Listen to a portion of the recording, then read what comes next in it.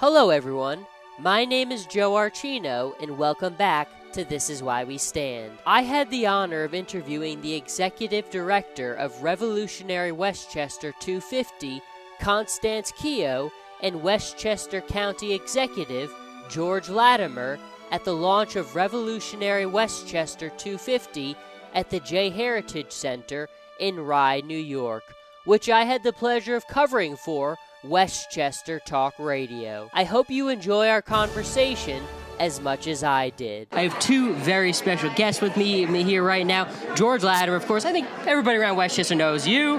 And then, of course, we have our good friend Constance Kehoe, the Westchester 250 director. This is just incredible. I mean, there's reenactors, academics, so many important people here. I don't know which one of you wants to start first, but for people at home who need to know about Revolutionary Westchester 250, tell us what we need to know. Well, thank you, Joe, for having us. This is a chance to start looking at Westchester County as the pivotal part of the American Revolution. People go to Philadelphia, they go to Boston, they go to Virginia, but what they really should do is start looking at Westchester County because so much happened here. It was a civil war here, and we have many, many stories to tell today, and we are very happy that the county of Westchester, including the tourism department, has been very supportive of our efforts to bring tourists here and really enrich the lives of adults and kids who live here so they learn our history. It's very important. And George, I mean, as we've just heard, this area had played such a fundamental role in our War of Independence. What does it mean to you to be involved in such a special thing like this? Well, I think it's very important to recognize just what you've said, because the Westchester that we live in today, I'm 65 years old, I've been here for 65 years, is a suburban county, wealthy county outside of New York City, corporate headquarters and so forth. We have to imagine Westchester very differently 250 years ago. It was a county of farmers, small farmers. We were caught in the middle between Connecticut and New York City, between Tories and rebels, or patriots as we would call them. And this very much was an area that was in play. The Battle of White Plains, Heathcote Hill, some of the famous names in history came through this county in those days. General George Washington, John Adams. We have up the road from where we are, the historic Square House where Washington slept and Adams slept. In this site was where John Jay, one of our founding fathers, was originally born, and then the home of Peter Jay, his son. So we have to stretch back past what we see and know to a different Westchester that, as Constance said, played a pivotal role in our becoming an independent nation. It's so important. And Constance, tell us a little bit about, obviously, so much work has to go into making something like this happen. We're building up to the 250th anniversary, obviously, but I mean, I'm sure there's so much credit that belongs to you and so many other people for making all these attempts to make sure our history is properly honored and respected. Well, yes, it takes many, many people. There are the mighty volunteers that Westchester County is well known for. I'm just one of them, but what I've done over the last 6 months when I got support from Katie Height, who is the executive director of the Westchester County Historical Society.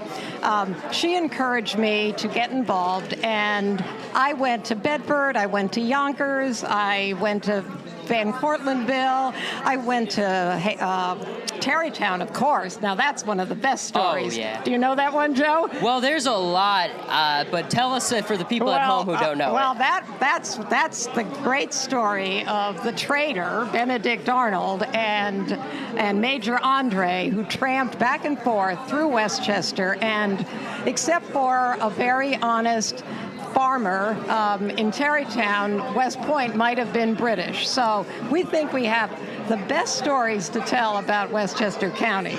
Well, it's one of those things, and George, you mentioned how many of the important names of the Revolution all were involved in this area. Washington, I mean, you name it. It's amazing when you think that these people who we're all here today because of the Washingtons and because of the Adamses. and they had a hand in this area. It's amazing. I think a lot of people don't always think about that. Well, again, because of who we are today, we forget who we once were.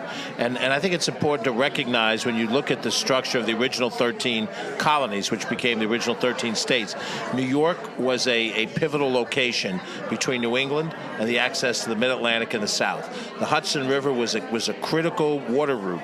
In those days, we didn't have trains, much less interstate highways, and so the Hudson River was a major path to the interior of what were those colonies. And of course, the British in the Battle of Saratoga sought to cut off New England from the rest of the colonies, and that resistance was a critical part of how we managed to survive.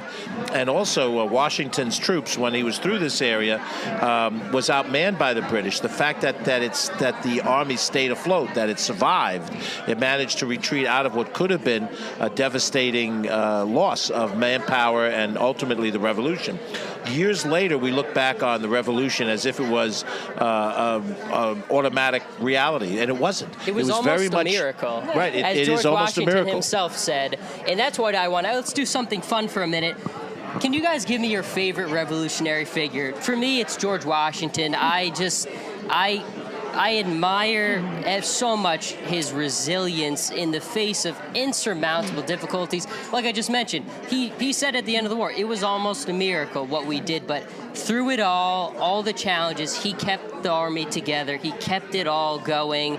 He's my hero of history. But what about you guys? Who is your revolutionary figure? You picked a good one, Joe. I think so. I'm very fond of the French general, Rochambeau. Oh. Rochambeau came. We would not have won if it was not for him. And spread out over Dobbsbury, Ardsley, Hartsdale, into White Plains with his soldiers, and he and Washington had a great powwow. But back to my story about Benedict Arnold. John Paulding might be the farmer, the common guy who saved the day. So I don't know. Can I name two? Absolutely. That's one of the things that's amazing about the revolution, and George is going to give us his, is it was just as much about the common people as it was the Washingtons and the Nathaniel Greens. It was also the common people. But George, who is your favorite revolutionary Well, I don't think any of figure? us can quibble with Washington because he was the ultimate figure. But if we're going to look secondarily, I'm going to vote for a Westchester persona, Thomas Paine. Very good one. When Thomas Paine wrote Common Sense, that pamphlet reached the average person of the colonies and made a case for revolution and independence that needed to be made. We talk a lot of times, those of us in government, about having the hearts and minds of people with you. It's not enough just to have the authority to act. You have to have the popular will to act. And Common Sense was a pivotal part of creating the mindset by which American farmers felt that it was important to be able to have their own independent future. And of course, the proof of the pudding is in all of these years that the American independence experiment has continued on with democracy, and it's an imperfect system, but it's better, as Churchill said, than every other form of government known to mankind. I think this is great stuff here. I know you guys have got a lot to do, so tell us, obviously there's a lot of places people could go. You could go to rw250.org, and then you could also email 1776rw250@gmail.com. Obviously people go there, but what else should we be looking forward to? What else can people expect as we move forward?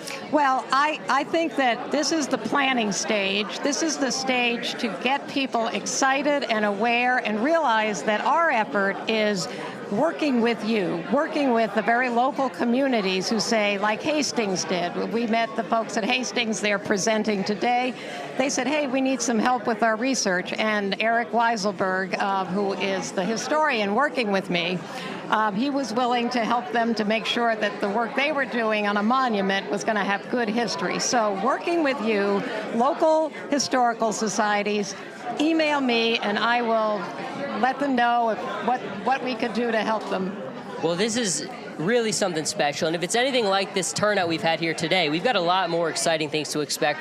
George, what else are you really excited for moving forward? Well, what I think is most important here is this is an opportunity for young people, our children, and in my case, my grandchildren, but for young people to understand what the Revolutionary War was all about.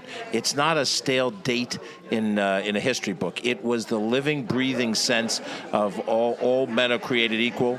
It was the living sense of creation of post-revolution, a constitution that we still govern under today, and that this is all about self-determination, self-governance. When you grow up in an environment, you take for granted certain things. We take for granted freedom of speech, freedom of the press, freedom of religion. These were not automatic things in the vast majority of countries that have ever existed in this world. And so the next generation of Americans have to be prepared to understand what it is, because the defense of freedom comes to every generation in due time, whether it's through a war or an economic difficulty where you have to hold on to those principles to get you through a tough time. The men and women of that era 250 years ago went through a very tough time in this county to move to independence and freedom. And so we, their great-great-great-great-grandchildren, although I'm an immigrant, a couple generations back, represent us having to learn the same lessons and to show the same fortitude in the face of our problems today. I could not agree more. We should never take for granted how lucky we are to be right here, right now, and have the liberties we do. And that all started with the American Revolution 250 years ago. You guys are doing phenomenal work. Thank you for stopping by and sharing some time with us today. Cannot wait to continue to cover this. And before we end, I just want to say two of the first guests we had on today were two 12-year-olds, part of the reenacting group.